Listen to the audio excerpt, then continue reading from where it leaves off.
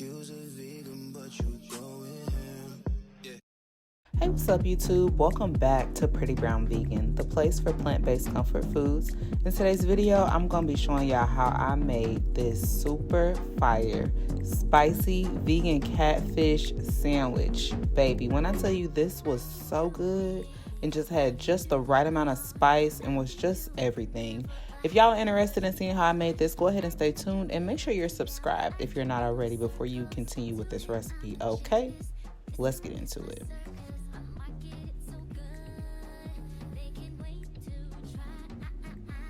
Okay, so to get started, we are making this fish out of hearts of palm. I am using hearts of palm that is already in brine. It just kind of gives it that briny, vinegary sort of flavor. So just go ahead and take those out, and then you are going to slowly break it apart and smash it out flat like you see here. If you just squeeze it, it should slowly start to separate, and then just push it out flat. And don't worry if a little piece of it kind of breaks off. You want to be gentle with it so that it doesn't break apart and it stays as one fillet. But a couple of mine just kind of broke apart a little bit. That's completely fine. When we put it in the wet mix and then in the batter, before you put it in the oil for frying, just kind of smush it together and fry it together, and it will come back together. So no worries. It doesn't have to be perfect, but this is what it's given once you flatten it out.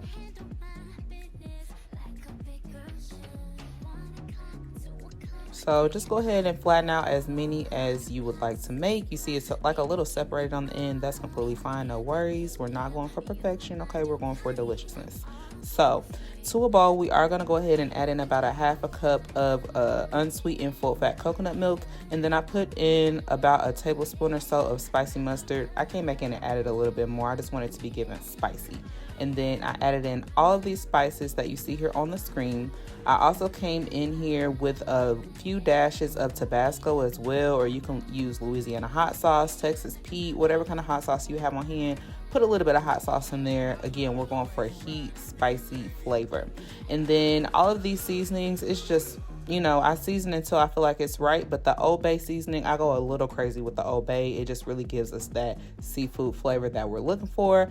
And then for the seaweed, I'm using 1 full pack of seaweed snacks. So I think it's like Ocean's Halo is the brand, and just go ahead and get that crushed right up in there. I actually really love seaweed snacks. And so then we're going to add in a teaspoon of baking powder. That just kind of helps like with the breading and everything. When it comes together, it's just going to be nice and just crispy. So just go ahead and mix all of that together. And then we're going to pour it right on top of our hearts of palm fillets. So this is what it looks like mixed together. Again, season to your heart's desire. And then we're just going to pour this right on top of the hearts of palm. And once I get all of this on top, I'm going to, shake it around, make sure everything is nice and fully coated. And I'm going to let this just sit for 15 to 30 minutes, depending on how hungry you are and how ready you are to get to frying. But if you can let it sit for 30 minutes, let it all soak in and just get all combined and together, that would be the most ideal. Okay, so just let it, soak and sit to the side. And then we're going to come through and we're going to bread it. For the breading today, I'm using a store-bought breading mix, already prepared at the store, nothing too fancy. Just bought a fish fry mix. I read the ingredients, made sure there were no additives that were not plant-based friendly, and I went ahead with that.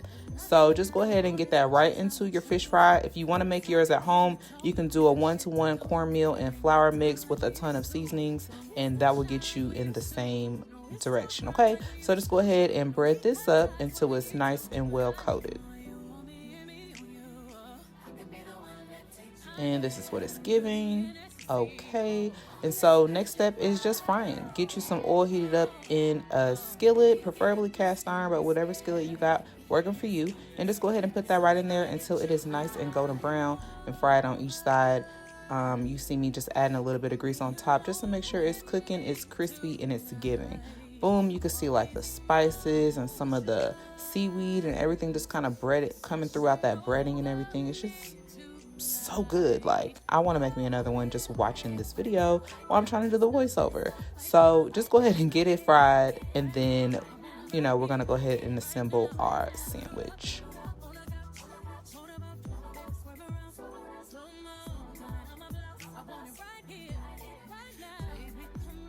Okay, so once that's fried, dyed, and laid to the side, okay, we're gonna come in with some bread, whatever kind of loaf you want to use. I think this was given like a French baguette. Again, just make sure you read your ingredients, make sure whatever you use doesn't have any animal additives in it, and just go ahead and get this assembled. I'm using vegan mayo. My favorite vegan mayo at this time is the Helmsman mayo. It gives. And then I'm using a little more spicy mustard. I did come back in when I was eating my sandwich and add even more spicy mustard. Again, I just love spice. That's just my jam. I love sweet and spicy because after these pickles you see me, I'm going to come in here and add in some sweet relish, and it's just going to give that little sweet element to go with all the spiciness that we have going on here. And so just go ahead and load it up with all of the toppings that you personally prefer.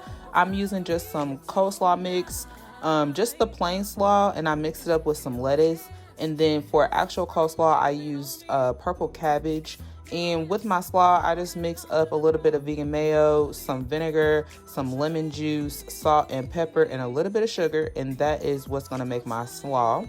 So I add that filet right on top, and then here's that slaw mix I was talking about. It also comes in with that sweet element to go against all of the spiciness that we have from the fish and the spicy mustard.